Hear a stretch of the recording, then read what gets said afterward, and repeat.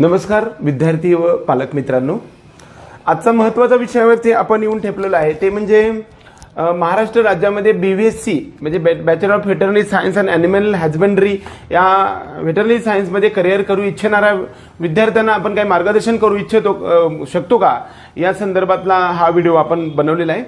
BVSC म्हणजे bachelor of veterinary science and animal husbandry हे veterinary science महाराष्ट्रामध्ये एकूण 5 कॉलेजेस आहेत आणि त्या 5 कॉलेजेसमध्ये टोटल सीट्स आहेत ते 384 एवढे आहेत।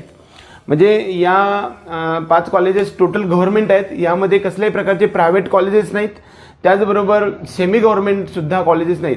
त्यामुळे मॅनेजमेंट कोट्यामधून आपल्याला ॲडमिशन मिळते का म्हणून विचारलं तर कदाचित नाही मिळणार, हे लक्षात ठेवा।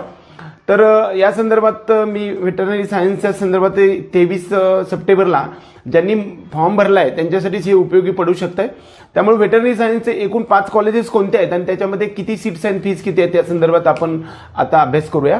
पहिलं कॉलेज जे आहे ते एकूण 4 रिजन आहेत, एकतर मराठवाडा, विदर्भ, कोकण आणि रेस्ट ऑफ महाराष्ट्र। मराठवाड्यामध्ये एकूण 2 कॉलेजेस आहेत आणि इतर रेस्ट ऑफ महाराष्ट्र, कोकण आणि नागपूर या विभागामध्ये मात्र एक कॉलेज आहे। प्रत्येक ठिकाणचं सीट मॅट्रिक्स मी तुम्हाला पहिल्यांदा सांगण्याचा प्रयत्न करतो। या ठिकाणी 15% कोटा हा नेहमीप्रमाणे जो असतो तो नाही आहे। 15% कोटा आणि 85% कोटा असं नसून तर भारत देशातल्या इतर राज्यातल्या लोकांना या ठिकाणी ॲडमिशन आपल्याला गव्हर्नमेंटमध्ये सुद्धा घेता येणार नाही। ह्याची प्रोसेस वेगळीच होते आणि ह्या ऑल इंडिया काउन्सिलिंग आणि स्टेट काउन्सिलिंगमध्ये नसते, तर त्याची प्रक्रिया वेगळी टोटली डिफरंट आहे आणि त्याच्यामधून 30 आणि 70% कोट्यातूनच ॲडमिशन आपल्याला आणखीही 2021मध्ये होणार आहे। म्हणजे रिजनच्या लोकांना 70% आणि स्टेटच्या कोट्याला 30% ॲडमिशन्स या ठिकाणी होणार आहेत। त्यातलं पहिलं म्हणजे मराठवाडा रिजनमध्ये 2 कॉलेजेस आहेत।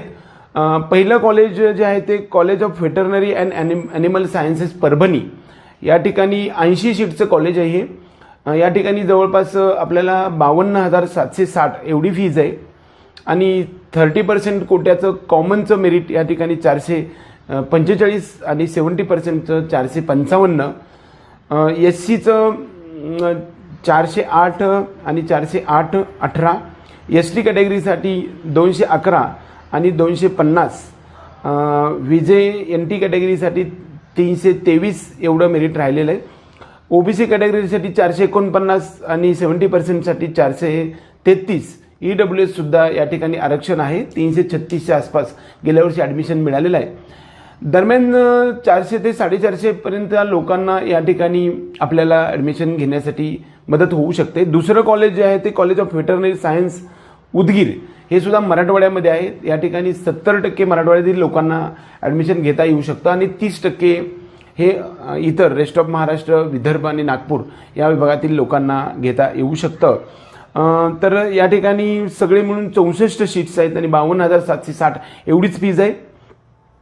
दरम्यान कॉमन कॅटेगरीसाठी 454 गेल्या वर्षी मेरिट राहिले आणि OBC कॅटेगरीसाठी 456, म्हणजे दरम्यान सेमच आहे। SC कॅटेगरीसाठी 385ला सुद्धा ॲडमिशन मिळालं आहे। ST कॅटेगरीसाठी 207 एवढे मार्क्स असले तरी सुद्धा या कॉलेजमध्ये ॲडमिशन आपल्याला मिळणार आहे।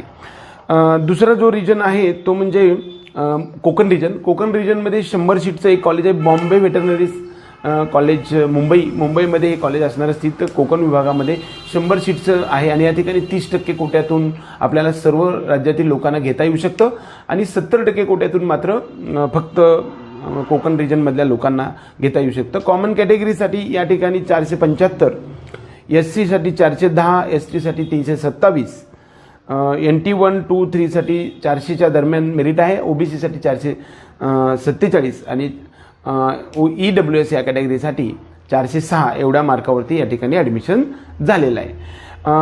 तिसरा विभाग म्हणजे विदर्भ। विदर्भामध्ये नागपूर जिल्ह्यामध्ये एक नागपूर व्हेटरनरी कॉलेज नागपूर असं आहे। या ठिकाणी सुद्धा सीट्स आपल्याला 80 आहेत, हे गव्हर्नमेंटचे सीट्स आहेत, त्याच्यामध्ये 30% कोटा हा इतर याच्यासाठी लोकांसाठी आहे आणि फक्त विदर्भातल्या सर्व लोकांना फक्त मुलांना या ठिकाणी 70% कोट्यातून ॲडमिशन घेता येऊ शकतं। या ठिकाणी सुद्धा 450च्या आसपास OBC, EWS आणि कॉमन कॅटेगरीसाठी मार्क असतील तर आपल्याला ॲडमिशन्स मिळू शकतं। SC कॅटेगरीसाठी 400च्या वर मार्क असले तरी पण मिळू शकते आणि ST कॅटेगरीसाठी 300च्या वर मार्क असतील तर आपण या ठिकाणी ट्राय करायला हरकत नाही. सगळ्यात शेवटचं आणि 5वं कॉलेज आहे ते म्हणजे रेस्ट ऑफ महाराष्ट्रामध्ये स्थित असणारं 60 सीटचं कॉलेज आहे.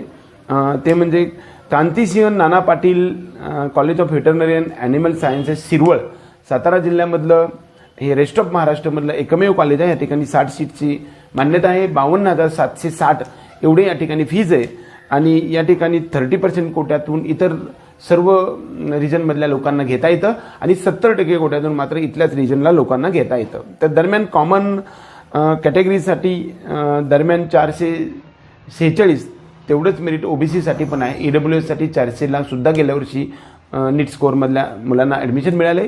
SC कॅटेगरीसाठी 398, ST कॅटेगरीसाठी 154 आणि इतर कॅटेगरीतल्या 450च्या आसपास असणाऱ्या सर्व मुलांना या ठिकाणी ॲडमिशन्स मिळू शकते. सीट मॅट्रिक्सचा विचार करायला गेलं तर टोटल 5 कॉलेजेस आहेत, एकूण 4 रिजन आहेत. मराठवाड्यामध्ये 2 कॉलेजेस आहेत आणि सगळे मिळून 484 एवढे सीट्स आहेत. या ठिकाणी कसल्याही प्रकारचं गव्हर्नमेंटचं सोडून प्रायव्हेट कॉलेज नाही आहे. कॅपिटेशन मनी घेऊन आपल्याला ॲडमिशन घेता येत नाही, डोनेशनमधून आपल्याला इकडे घेता येत नाही. एवढंच नव्हे तर महाराष्ट्र राज्याच्या बाहेरच्या लोकांना या ठिकाणी ॲडमिशनसुद्धा घेता येत नाही. हा व्हिडिओ व्हेटरनरी सायन्समध्ये करिअर करू इच्छिणाऱ्या लोकांसाठी आहे. कदाचित हा व्हिडिओ आपल्याला आवडला असेल आणि या ठिकाणी ओपन कॅटेगरीतल्या ABC विद्यार्थ्यांना 52,760च्या निम्मी फीज बसू शकेल आणि OBC आणि EWS कॅटेगरीसाठी सुद्धा ही दरम्यान 26,400च्या आसपास फीज असेल. VJ NT 1, 2, 3 आणि SC STसाठी या ठिकाणी कसल्याही प्रकारची फी आकारली जाणार नाही.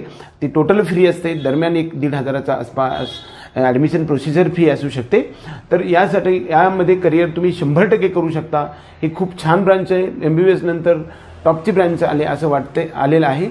परंतु यामध्ये आत्ता मात्र तुम्ही यावर्षीच्या ॲडमिशनसाठी अर्ज करू शकत नाही, कारण त्याची मुदत संपून गेलेली आहे. 23 सप्टेंबरला याची मुदत संपून गेलेली आहे.